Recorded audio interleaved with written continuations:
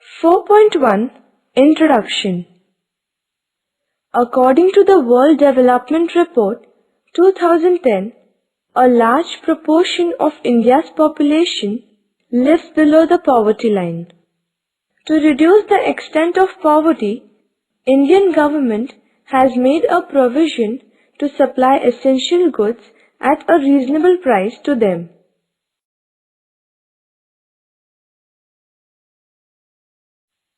4.2 Public Distribution System PDS. Meaning and explanation. It is a food security system launched by the Government of India.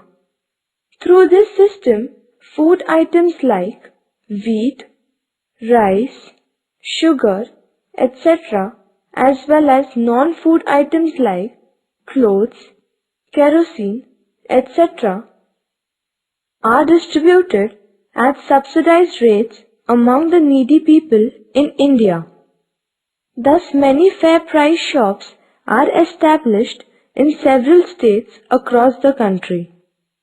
Both the central and state government share the responsibility of regulating the public distribution system.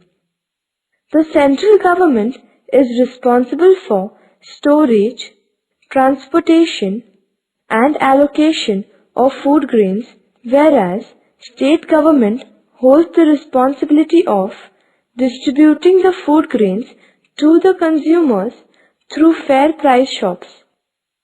State government are responsible for operational activities like identification of families below the poverty line, allotment of ration cards, supervision of functioning of fair price shops, etc.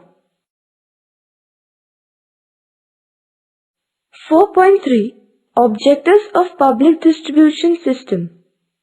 There are two main objectives of public distribution system. 1. To provide essential goods to the consumers at reasonable and subsidized price. 2. To maintain minimum nutritional status of the population. Thus, public distribution system helps to put an indirect check on the open market prices of essential goods.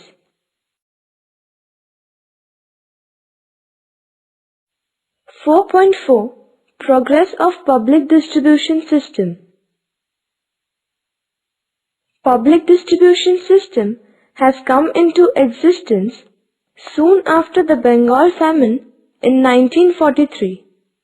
Through this system, a network of fair price shops is established to distribute food grains in the country. In India, the number of fair price shops was nearly 47,000 in 1960. It increased from 4.58 lakhs in 1999 to 4.74 lakhs in 2002 and 4.99 lakhs in 2011. The offtake from public distribution system was nearly 19 million tons of food grains in 1991 to 92, but recently it has declined. It is because the difference between the open market prices of wheat and rice and price determined by public distribution system is reduced. 4.5 Drawbacks of public distribution system. 1. Limited benefits to the poor. Under PDS, food grains are provided to ration card holders only. These ration cards are issued on the basis of residential address.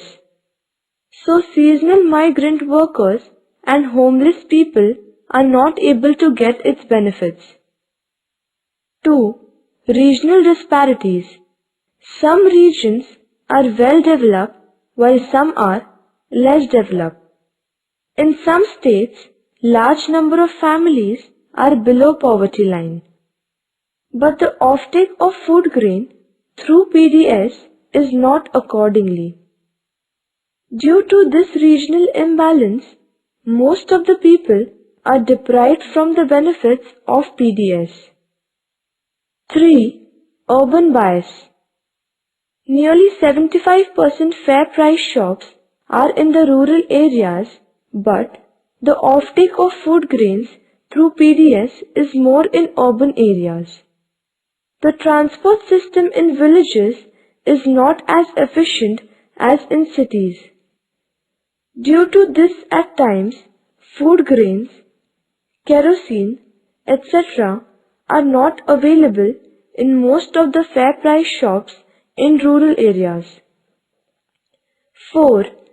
Inefficiency of Food Corporation of India. It is the duty of Food Corporation of India to supply food grains for distribution through fair price shops. But there are some inefficiencies. Excess stock of food grains is not stored properly. Therefore, it creates scarcity of food grains even after an increase in production. There is a pressing need to eliminate these drawbacks.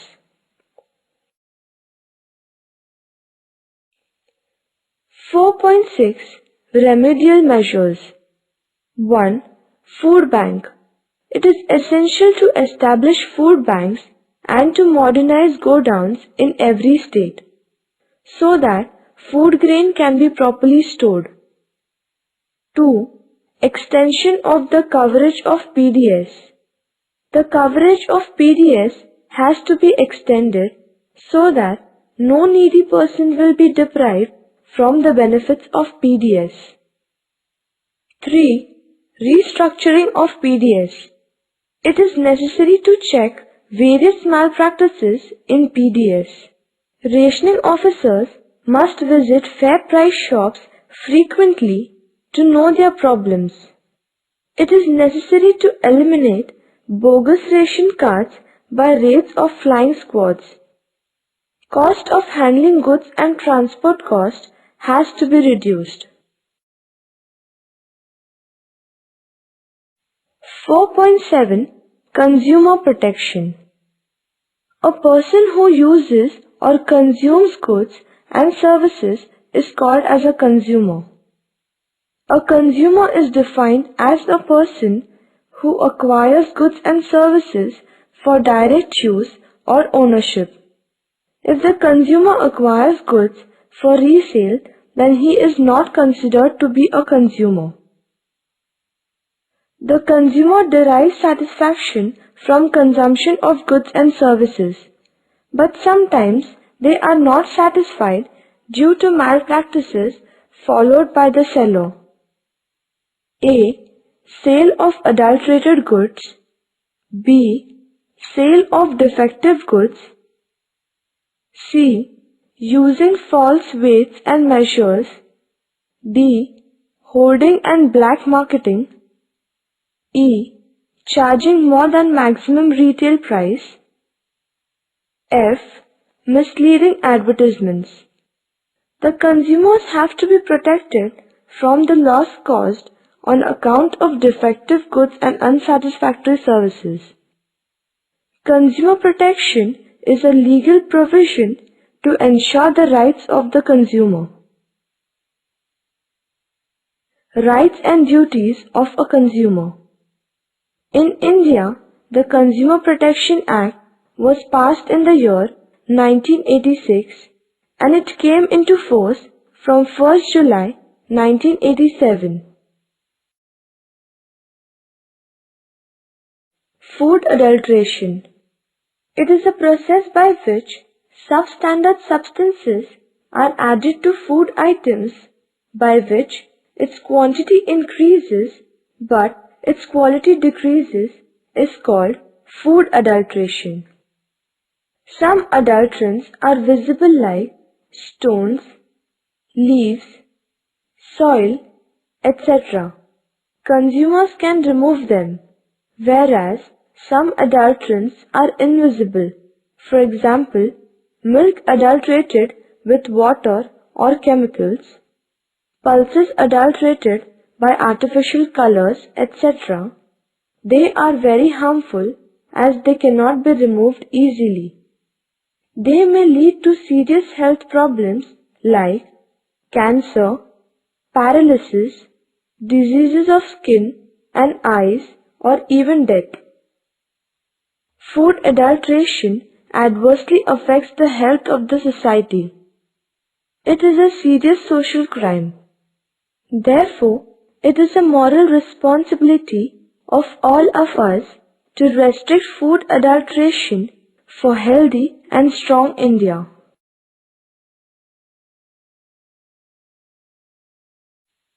Right to seek redressal. Consumers have the right to seek redressal of their grievances related to price and quality of goods and services. If required, the product must be repaired or replaced by the seller or manufacturer. The consumers' redressal agencies include the District Forum, the State Commission, and the National Commission. The Supreme Court is the final court of appeal and verdict.